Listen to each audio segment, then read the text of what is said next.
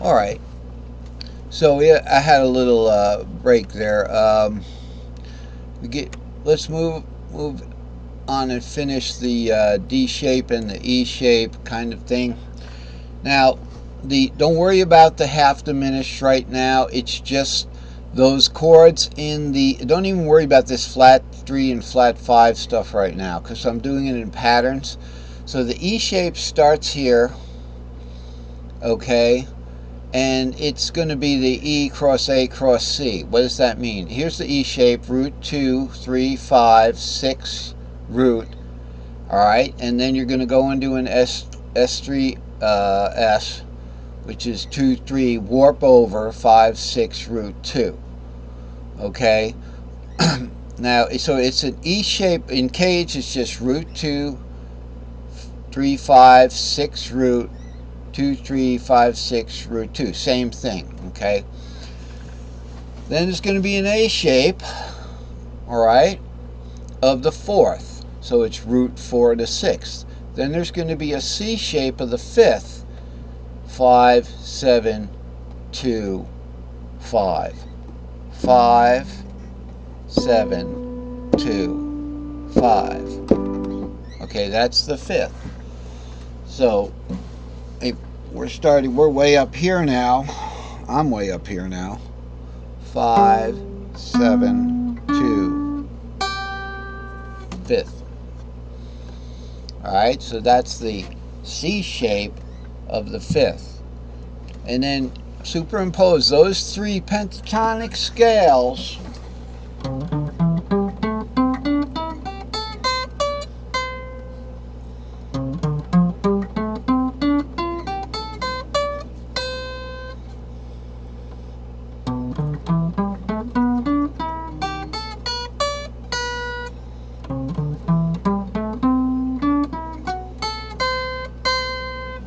and you get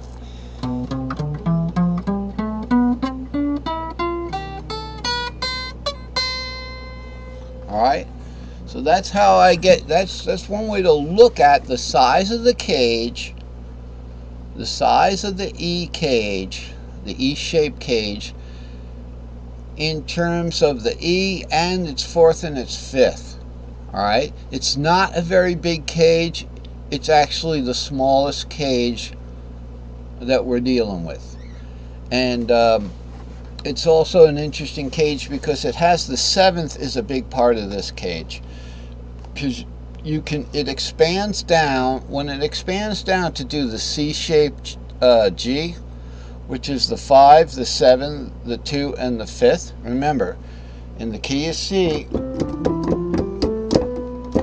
1, 2, 3, 4, 5, your G is the 5th, and the G is 5, the 7th, which is the B, the 2nd, which is the D, and the 5th again. So 5, 7, 2nd, and the 5th, up to the root.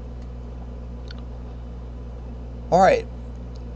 So in the E shape, when we get to the half diminished, it's really good, because what it is when you start on a 7th, in this case I'm starting on the B, you can do one of those S3Ls I was talking about, and we'll get to that.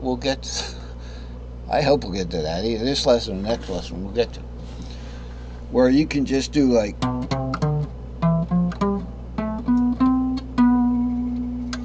okay, so it's pretty good setup for a good half diminished arpeggio.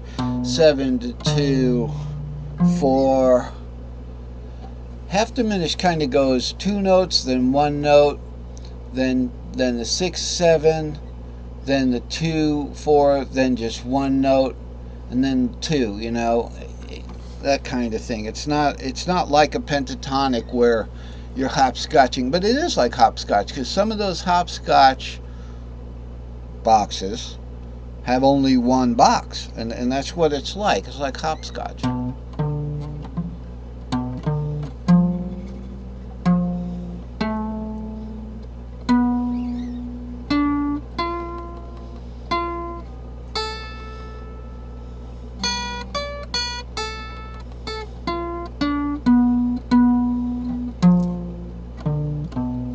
Okay, so that is the E-shaped box That's the half diminished arpeggio. Now, if you're going to play a chord, you want to play a chord there. Hey, look, there's the chord, D minor shaped.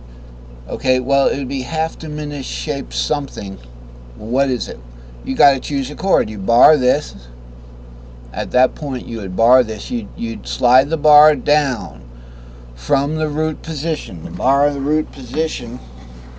And then you slide the bar down. You're already on that 7th there. Right? So looking up here, we don't want to waste this 7th. The 6th is kind of far away. You know, it's not going to be easy. Well, it turns out this is one of those easy ones. 7, 4, 6, 2. Right? So you just hit this 7 and then bar those 3 top.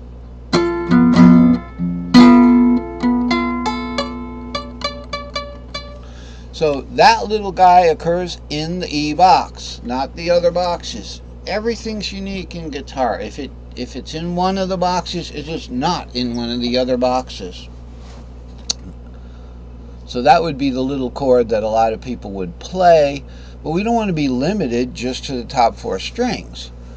We also want to be able to play a chord down here. You bar it here, you could go the 7, the 4, the 6 would be barred if we're doing, because I'm adding the 4, the major 7th, we'll call it like the 7th of that 7th. So it's the 6th, okay? I'm adding the 6th of the key is C, which is A, to the B half diminished. But it's like a B half diminished 7th chord, you know.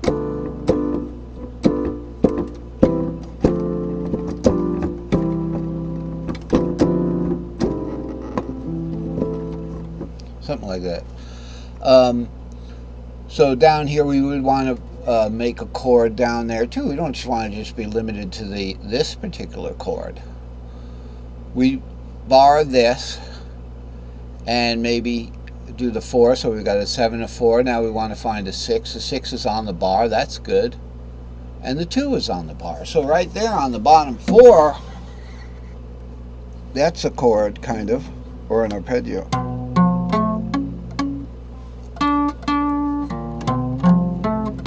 Alright, so that's what that chord would be. You know, whatever that chord is.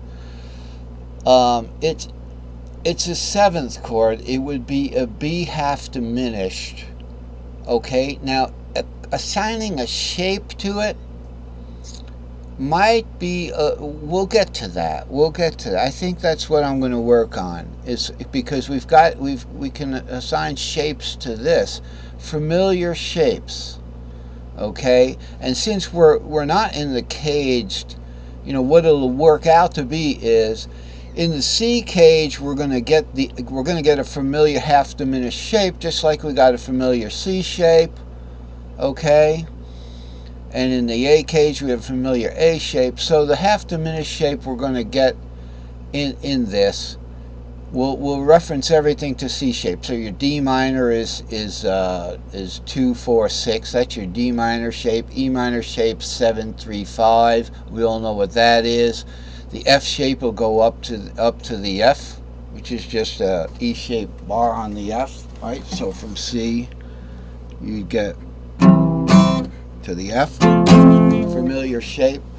And the 5th would be the G shape. The 6th would be the A minor shape, which would be 3, 6, and root. Okay, then we're going to get ourselves a 7 shape. All right, it's going to be like 7, and we're going to bar it. So it's going to be open 7, open 2, and we're going to want to hit the 4 and the 6. If we do that, I have to bar it here. Okay, so the 4 and the 6, it'd be something like, so we would like call that the C-shaped half diminished. Then when we bring it to when we go up our chart here, all right, eventually we're going to get a different shape half diminished. I think half diminished is going to be defined for each shape. Okay, so we're moving along. You just pick 4 notes and make a chord out of it, but you know what 4 notes they are. You have to know what 4 notes they are, and use the bar